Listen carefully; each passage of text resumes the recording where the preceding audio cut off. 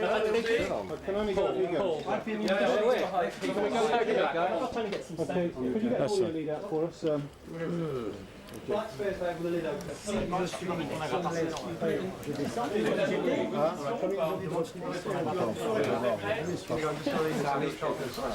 Welcome to Booth, Are you not better putting it on a stand? No, I'm going to boom because I don't know where they're going to be. Hey, Loulou! Hey, cool man! Sit back! Okay, but listen now. Okay, so can you move please?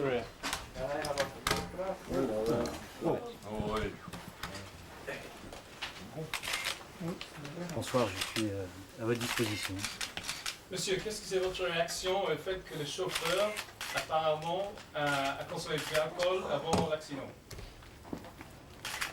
Alors il semble, selon des informations qui ont été répercutées par la presse, et dont je n'ai à cette heure aucune confirmation par les autorités judiciaires, que le chauffeur du véhicule ait eu un taux d'alcoolémie au-dessus de la limite légale.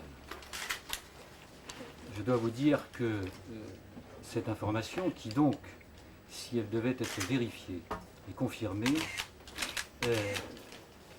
amènerait à considérer que ce chauffeur était en situation d'infraction au code de la route, ne change absolument rien à notre conviction de ce que les événements dramatiques de la nuit de samedi à dimanche sont le résultat d'un comportement criminel de la part d'un certain nombre de personnes qui ont à un moment entouré le véhicule de la princesse Diana et de M. Dodi Fayed, puis ensuite pris ce véhicule en poursuite. Could you give your reaction in English now, please? Monsieur le maître, est-ce que ce n'est pas criminel aussi de conduire une voiture de votre patron plus ou moins directement indirectement si vous avez bu plus qu'un verre de vin plus ou moins? Alors, sur le plan purement juridique, j'évacue évidemment tout ce qui peut concerner une appréciation exclusivement morale de ces faits. Sur le plan purement juridique, je veux quand même rappeler qu'il semble établi, et je parle bien évidemment sous réserve de ce que l'enquête aura établi, mais il semble, au vu d'un certain nombre de déclarations qui ont été faites, que les journalistes photographes ont pris en chasse et commencé par entourer le véhicule Mercedes quittant le Ritz dès le départ du Ritz. Qu'à ce stade, les photographes se trouvaient en situation d'infraction au code pénal. Que, laissez-moi terminer s'il vous plaît, que le simple fait de chercher à porter atteinte à l'intimité de la vie privée de la princesse Diana et de M. Mohamed et de M. Dodi Fayed est à lui seul constitutif de la tentative de violation de l'intimité de la vie privée. C'est une infraction, c'est un délit réprimé par le code pénal. À partir de là, on doit considérer qu'il y a un fait générateur, c'est-à-dire que si ces journalistes ne s'étaient pas trouvés là, à ce moment-là, s'ils n'avaient pas cherché à commettre cette infraction, un certain nombre de faits qu'il semble que l'enquête, selon ce que vous m'avez indiqué, établisse, ne se seraient pas produits, à savoir que les services de sécurité du Ritz n'auraient pas eu à organiser un leurre, à savoir une fausse sortie, visant à détourner l'attention de ces photographes. Je veux préciser que le chauffeur habituel a participé à ce leurre puisqu'il est sorti au volant d'un véhicule pour faire croire à ces photographes qu'il emportait la princesse Diana et Dodi Fayed. C'est donc que si ces journalistes n'avaient pas été présents, c'est ce chauffeur habituel qui aurait très certainement conduit le véhicule. C'est donc à raison de la présence de ces journalistes que le directeur de la sécurité a pris le volant du véhicule qui conduira au drame. Monsieur, could you just Laissez-moi terminer, s'il vous plaît.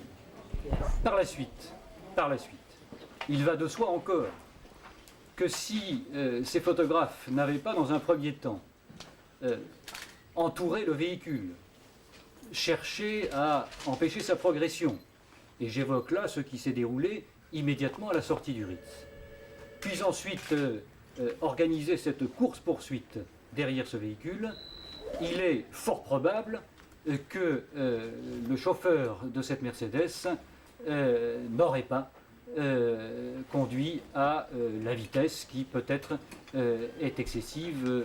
On verra bien ce que l'enquête déterminera. Je dis donc qu'il y a un ensemble de faits qui résultent directement du comportement de ces journalistes et qui sont générateurs de ce qui s'est passé de façon dramatique ensuite dans le tunnel de l'Allemagne. Maître, So we need something quel in degré English de for the English-speaking responsabilité press. Could you just tell us what you're at, where do you plan to proceed from here in English very briefly, if you wouldn't mind? Quel degré de Je responsabilité ne m'exprimerai pas en anglais.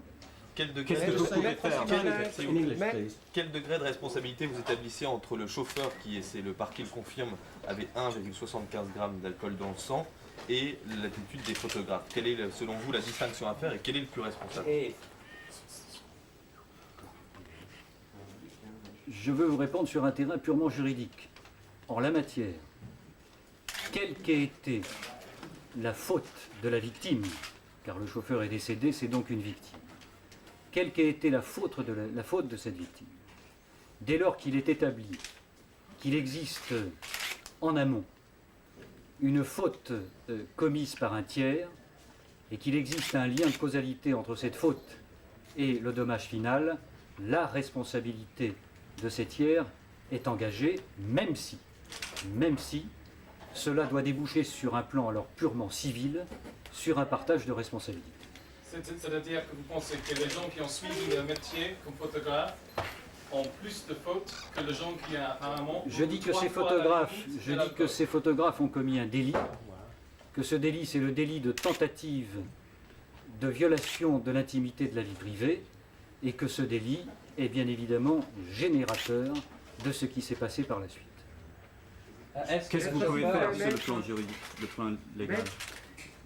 Écoutez, nous allons attendre bien évidemment que Monsieur le procureur de la République prenne sa décision. En fonction de la décision qui sera prise, nous-mêmes, nous prendrons éventuellement des initiatives.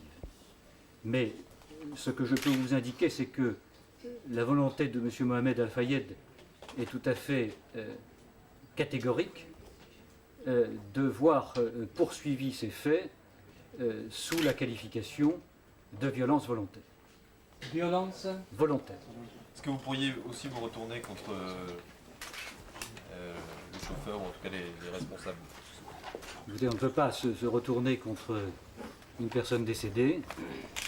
Aujourd'hui, il s'agit d'établir la responsabilité de ces personnes qui ont organisé cette course-poursuite et qui ont fait que ce chauffeur a cru devoir essayer de leur échapper de cette façon.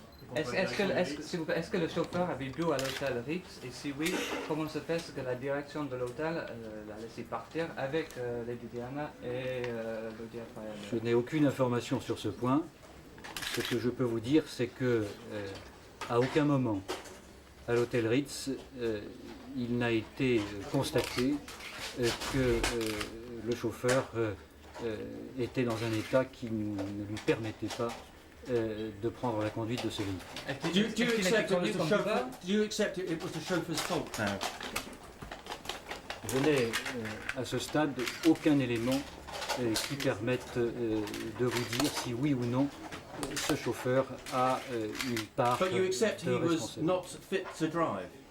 Si ce chauffeur était effectivement dans l'état que vous m'indiquez, alors il a sans doute une part de responsabilité sur le plan civil. Est-ce qu'il était connu comme buveur, comme quelqu'un qui buvait beaucoup? D'après les informations que je détiens, personne ne le connaissait comme étant quelqu'un d'habitué à consommer de l'alcool. Est-ce que vous envisagez des poursuites contre la direction du RITS ou pas? Il est hors de question d'envisager des poursuites contre la direction du RITS, car je ne vois pas, en l'état des informations que je possède, ce qui permettrait de soutenir que cette direction a une quelconque responsabilité dans ce qui s'est passé. Ils ont laissé tomber le volant en 75. Encore une fois, je vous indique que rien ne permettait de constater l'état supposé de ce chauffeur. Il avait quel âge le chauffeur? Je n'ai pas l'information. Il était marié? Je n'ai pas l'information. Est-ce que pour vous, comment vous qualifieriez l'attitude du chauffeur, même si elle est maintenant un chauffeur dit professionnel qui prend le volant avec un taux d'alcoolémie supérieur, c'est quoi une faute pour vous? Il ne m'appartient pas d'épiloguer sur cette question, j'attends le résultat de l'enquête. C'était la première fois qu'il avait conduisait pour la princesse et monsieur Dodi Fayed.